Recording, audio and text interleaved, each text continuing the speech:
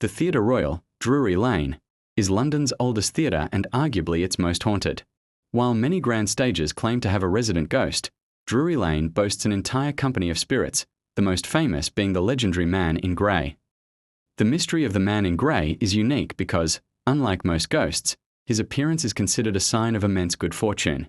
Since the 18th century, he has been seen by hundreds of actors, stagehands, and audience members.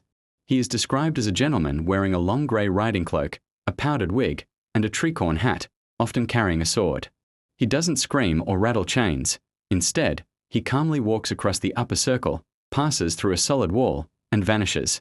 For decades, he was dismissed as a persistent urban legend until 1848. During renovations, builders knocked down the very wall the ghost was known to disappear into. To their horror, they discovered a hollowed-out secret chamber containing a skeletal remain with a rusted dagger still lodged between its ribs. Scraps of grey cloth were found clinging to the bones. The body was never identified, but it was given a proper burial, leading many to believe the hauntings would cease. They didn't. In fact, the Man in Grey became a celebrity.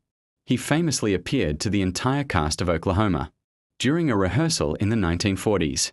It is said that if he is seen during a show's opening week, the production is destined to be a massive hit.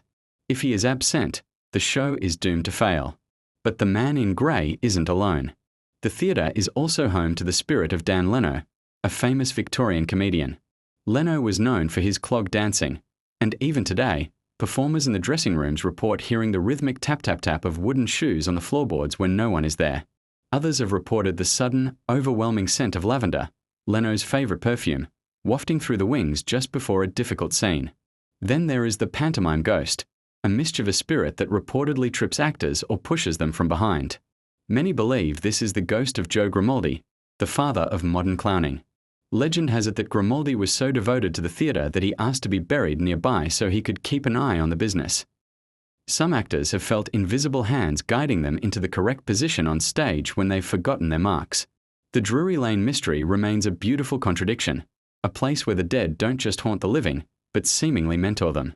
Whether it is the skeletal victim in the wall or the dancers of the past, the theatre remains a thin place where the grease paint of the present meets the shadows of the past.